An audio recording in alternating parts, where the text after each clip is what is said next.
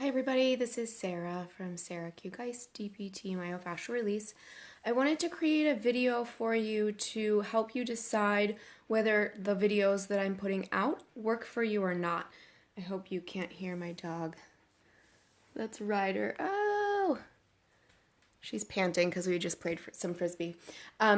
So sorry if you can hear her. I just wanted you to start to have an understanding of making some decisions on what makes sense for your body. A lot of times when people put movement or exercise videos out into the world, they say consult your physician before doing this. Your physician has no idea what I'm doing, so they're not going to be able to make a helpful decision for what works for you. Also, your physician does not live in your body, so your physician can't actually make that decision for you. Now, they can let you know if you're doing a headstand and you have high blood pressure, that that's not a good thing to do. Hopefully they know that. So I think it's really important for all of us, especially at this time in our kind of collective consciousness, to be able to start to really understand that we're the ones that are in charge for figuring out what works for us. So whenever I put a video out, I kind of say, like, don't do anything if it doesn't work for your body. But most of us don't actually know how to figure that out. We've been spending most of our lives being told to do something or deciding with our thinking brain to do something, and then expecting that our body can deal with that our body can do whatever it is that our brain says to do. So, if I always think about little kids trying to sit in a classroom still for hours on end. It doesn't actually work for their bodies, but they're being trained how to override that instinct to get up and move around. And we've kind of broken down that relationship between our thinking brain and our body. So I want to start to heal that relationship. It's something that I worked on in myself, and it's something that I really want to help other people to be able to do as well. I want your brain, your thinking brain, to be able to communicate with your body, and more importantly, I want your body to be able to communicate with your thinking brain. So in order to figure out if doing something is helpful for you or not helpful for you, you kind of need to be able to figure out how to communicate with your body a little bit. So if you're willing, I would invite you to close your eyes, and I would invite you to think of a time when you were deciding to do something and that decision just felt right.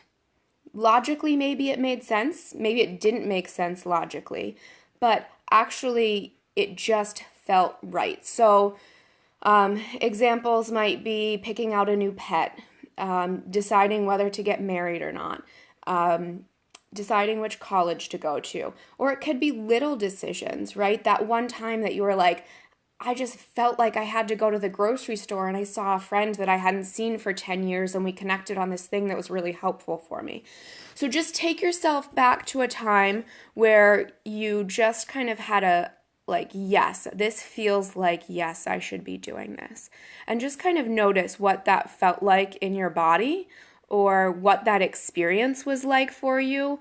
I tend to feel things in my body really well, and some other people, it maybe is a little bit different for them. So just kind of think back, what was that like for you?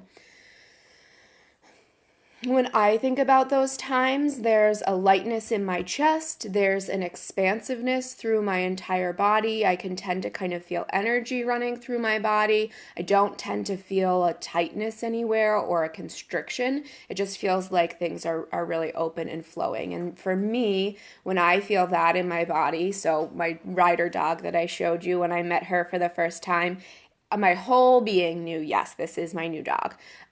So I would encourage you to kind of play around with that. If it feels like you're like, I don't even know what she's talking about, what does yes feel like in my body? Play around with it. Just kind of notice it. All of this is about awareness. So then I want you to, if you feel comfortable closing your eyes, I want you to think about a time when you were experiencing a decision, a situation where you knew that it was the exact wrong thing for you. Again, maybe it made sense logically, maybe it didn't. Maybe you were driving home one day and you were like, I don't know why, I'm just going to go this way instead of the way that I always go. And you found out there was an accident that you avoided, so just take yourself back to that time where you felt in your body without thinking it, just knowing what a no felt like. And just notice what that feels like. Notice what it felt like at the time, or remember what it felt like at the time. Remember what other kind of things there were for you at that time where you felt a really hard no in your body. So for me, there's kind of a constriction. It's almost like I'm behind like a pane of glass, like maybe at an aquarium, and it's like, oh, there's somebody on the other side. There's something on the other side. I can kind of see it, but like I cannot get there. There's a constriction. There's a restriction there. And I feel that in my body too. If I'm really aware of what a no feels like in my body, there's a constriction and I'm kind of like, I'm not sure why, but no, I know it's no for me.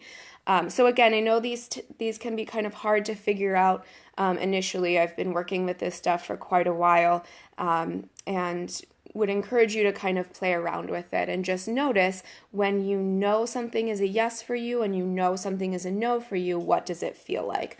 And then you always will have the kind of middle ground, right? Those clear yeses and nos feel great, but the middle ground is like I don't know, this is a maybe for me.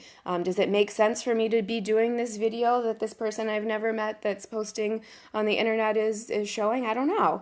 And so what I would encourage is to continue to monitor what's happening in your body, because again, we're looking for the information to come from our body, not from our brain when we're doing this stuff.